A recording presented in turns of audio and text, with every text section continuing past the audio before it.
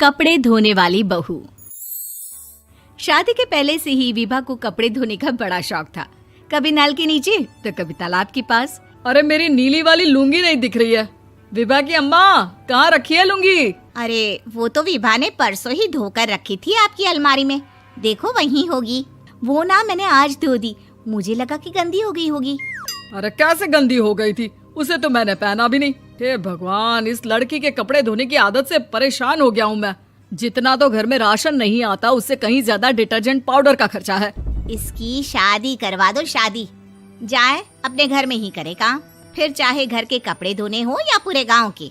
हाँ ठीक बोल रही हूँ, देखता हूँ मैं कोई लड़का। वो दिन भी आ जाता है जब विभा को देखने लड़के वाले आ जाते हैं। लड़की मुझे अच्छी लगी।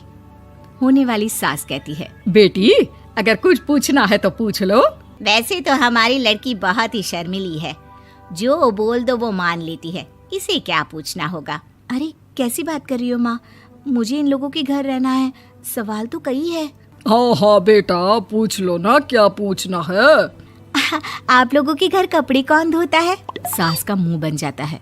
देखो, अगर तुम ये कहना चाहती हो कि तुम्हें कपड़े धोने नहीं आते तो सुन लो, कपड़े मैं ही धोती हूँ, लेकिन तुम्हारे आ जाने के बाद मैं रुमाल तक नहीं धोऊंगी। अरे चुप रहना भाग्यवान, बहू बेचारी घर आई नहीं, उसे डराना शुरू कर दिया।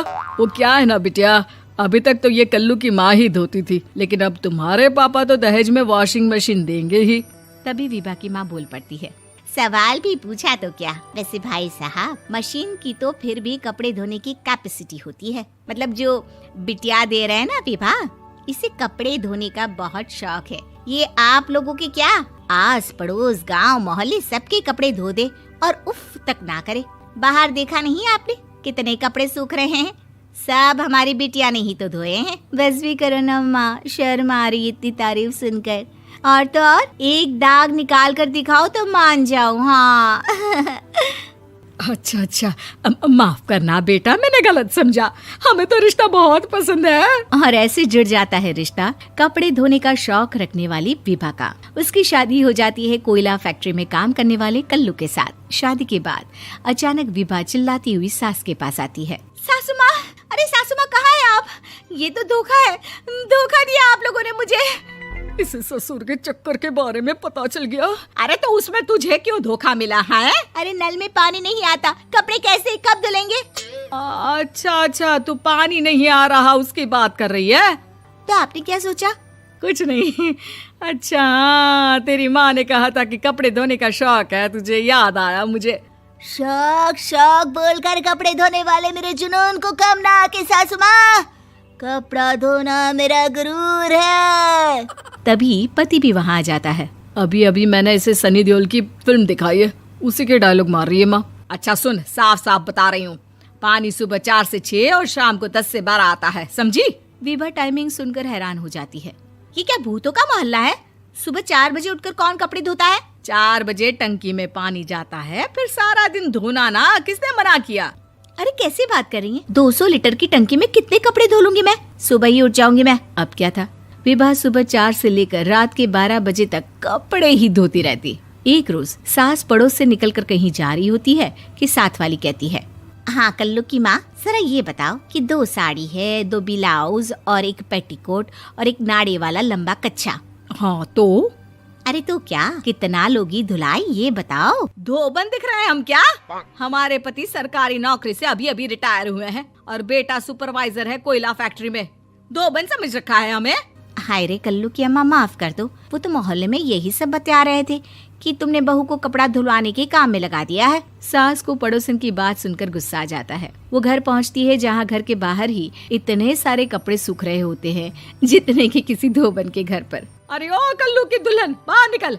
माँ जी यहीं आ जाओ, बाथरूम में चादर धो रहे हैं हम। अरे अभी हम धोते हैं, तुमको बाहर निकलो। ये आस पड़ोस वाले बोल रहे हैं कि हम बहू से कपड़े धुलवा कर उसे कपड़ा धोने वाली बना दिए हैं। अरे छोड़ो ना माँ जी, किन लोगों की बातों में आती हो? आस पास के लोगों का तो काम ही होता है कि वो किसी तरह सास बहू को लड़ा दे। बहू सारे घर के कपड़े धोती है, ये क्या कम है? बोलिए। सास को भी लग जाता है कि वो बहू का ये सनकीपन नहीं छुड़वा सकती, इससे अच्छा है कि खुद ही चुप हो जाए। एक रोज सास और बहू मंदिर जाते हैं, जहाँ सास की साड़ी वहाँ खड़ी भीख मांगने वाली से मिलती है। माँ जी क्या बात है, आपकी साड़ी उस भिखारन से कितनी मिल रही है ना? हाँ हाँ, देखो तो दोनों की साड़ी मिल रही है। क्या बात है कल्लू की अम्मा, तुम खुद को तो अफसर की बीवी बताती हो और ऐसी सिंपल सी प्लेन साड़ी पहनकर घूमती हो। सिंपल और प्लेन नहीं है ये साड़ी। तो क्या सोने के धागे से फूल बने हैं? कुछ भी सासू माँ, कुछ भी। हाँ, बने थे इस साड़ी में सोने के धागे से फूल। मेरे पति लेकर आए थे मद्रास से स्पेशली मेरे लिए 10,000 की। ताहे भाई साहब इस भिखारन के लिए भी सेम टू सेम साड़ी लेकर आए होंगे 10,000 की। सास उस वक्त तो कुछ नहीं कहती, लेकिन बहू के साथ घर आती है और अलमारी से एल्बम निकाल कर लाती है। ये साड़ी देख रही है, ये वही साड़ी है जिसे मैंने अभी पहना था। इस साड़ी में ये जो चमकदार फूल दिख रहे हैं ना, ये सोने के धागों से काढ़े गए हैं। लेकिन तू लोकल वॉशिंग मशीन ब्रश से घिस घिस कर सारे फूलों को निकाल कर साड़ी प्लेन कर दी। मुझे माफ कर दीजिए सासू माँ। और तो और, जब मैंने तुझे तेरी गलती के लिए कुछ नहीं कहा, लेकिन तूने तो सबके सामने मेरा मजाक ही बना दिया। क्यों? बहू को समझ में आ जाता है कि अब से उसका कपड़े धोना बंद।